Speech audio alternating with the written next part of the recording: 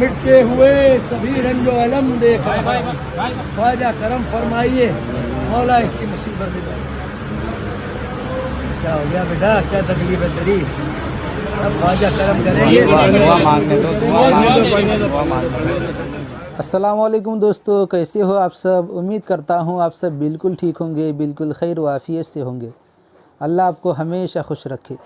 जैसा कि दोस्तों अभी आप यहाँ पर स्क्रीन पर जो वीडियो देख रहे हैं, ये अजमेर शरीफ की दरगाह का वीडियो है, जहाँ पर हमारे शिहाब भाई ख्वाजा मोइनुद्दीन चिश्ती रहमतुल्लाहि अलैह की मज़ार पर हाज़िर हुए हैं, जैसा कि अभी आप यहाँ पर देख सकते हैं।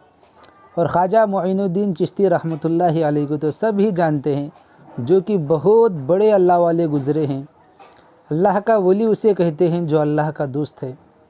उनके बारे में यह आता है कि जब वो हिंदुस्तान का सफ़र कर रहे थे तो 90 लाख लोगों ने उनके हाथ पर कलमा पढ़ा था, मुसलमान हो गए थे।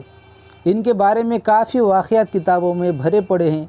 लेकिन आज भी दोस्तों, जैसा कि हम यहाँ पर देख सकते हैं, शिहाब भाई जब ख्वाजा मोइनुद्दीन चिश्ती रहमतुल्लाहि अलैह के मज़ार पर पहुँचे थे तो वहाँ पर एक छोटी सी मिस्टेक हो गई कि जब वो दुआ कर रहे थे तो वहाँ के बाबा काफ़ी नाराज़ हो गए, उनके सर पर हाथ वगैरह रखने लगे और कहने लगे कि दुआ यहाँ पर हम करते हैं। ज़रा देखिए इस पूरी वीडियो क्लिप को। करम देख रहा हूँ, मिटते हुए सभी रंजो अलम देख रहा हूँ, ख्वाजा करम फरमाइए, मौला इसकी मुसीबत में। क्या हो गया बेटा, क्या तकलीफ है तेरी? अब ख्वाजा करम करेंगे। ख्वाजा करम करेंगे, मौला सब मुश्किल आसान करेंगे। यह दुआ हम ही करता है। ख्वाजा का संगल, ख्वाजा का मक्कड़ है इधर, समझा? ख्वाजा का दरबार है इधर, हम ही दुआ करता है। दुआ करो नहीं तो जाओ इधर से, चल बेटा आजा, भाग जाए यहाँ से, चल। तो जैसा कि दोस्तों आपने देखा, शिहाब भाई दुआ कर रहे थे तो वो जो बाबा थे वहाँ के, उन्होंने ज़रा उनके साथ ज़रा बदसलूकी से पेश आए। जो बंदा अल्लाह के रास्ते में निकला है, अल्लाह के हज के लिए निकला है, लोगों से ये गुजारिश है कि वो उन्हें, शिहाब भाई को कोई भी किसी किस्म की कोई भी तकलीफ़ अपनी वजह से न पहुंचाए। रही बात दोस्तों किसी अल्लाह वाले के मज़ार पर जाना जायज़ है या नहीं, तो किसी भी अल्लाह वाले की कब्र पर जाना, उनके मज़ार पर जाना बिल्कुल जायज़ है और उनके वसीले से दुआ करना भी जायज़ है, उनकी बख्शिश के लिए दुआ करना भी जायज़ है। लेकिन दुआ अल्लाह से की जाए, किसी मज़ार से नहीं, किसी अल्लाह वाले से नहीं। हाँ, उनके वसीले से की जा सकती है। इबादत तो बस अल्लाह ही की होनी चाहिए, अल्लाह ही की करनी चाहिए और दुआ भी अल्लाह ही से मांगनी चाहिए, क्योंकि वही देने वाला है, वही सब चीज़ अता करने वाला है, वही मुश्किल कुशा है, वही हर चीज़ पर कादिर है, वही ज़िंदगी को देने वाला है, वही मौत का देने वाला है, वही बीमारी का देने वाला है, वही शिफा का देने वाला है।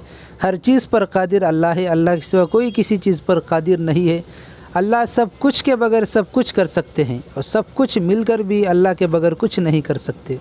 और इसी ताल्लुक़ से मैं आपको ख्वाजा मोइनुद्दीन चिश्ती रहमतुल्लाहि अलैह का एक वाक़या सुनाऊँगा। इन्होंने सारी ज़िंदगी अपनी तौहीद में गुजारी, अल्लाह की इबादत में गुजारी। एक जगह पर उनका गुज़र हुआ जहाँ पर कुछ लोग आग की पूजा किया करते थे, यानी कि आग की इबादत किया करते थे। जब उनका वहाँ पर गुज़र हुआ तो उनसे पूछा कि तुम इस आग की पूजा क्यों करते हो? तो उन्होंने कहा कि हम इस आग की पूजा इस वजह से करते हैं कि जब हमारा इंतकाल हो जाएगा तो ये दोज़ख में आग हमें ये तकलीफ़ न पहुँचाए, हम दोज़ख में न जा सके।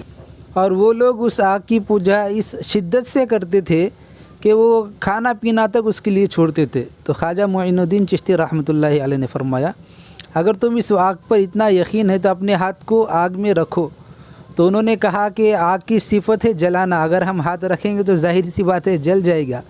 लेकिन इस बात का क्या सबूत है कि जो हक़ परस्त हैं, जो हक़ पर चलते हैं, जो अल्लाह ही की इबादत करते हैं, आग उनको नहीं जलाएगी? तो इस पर ख्वाजा मोइनुद्दीन चिश्ती रहमतुल्लाहि अलैह ने बहुत ही बेहतरीन जवाब दिया।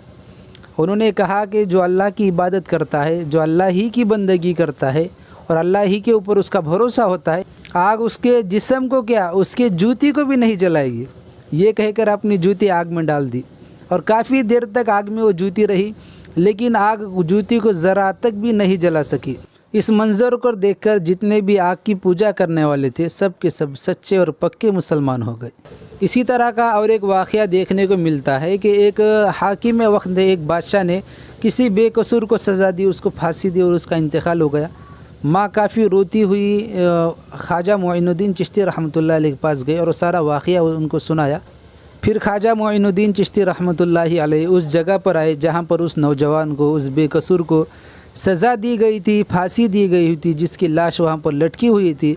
उन्होंने नज़दीक आकर कहा, अगर तू बेकसूर है तो खुदा के हुक्म से ज़िंदा हो जा। उनका बस यही कहना था कि वो इंसान जो फांसी पर लटका हुआ था, वो मरा हुआ था, वो ज़िंदा हो गया।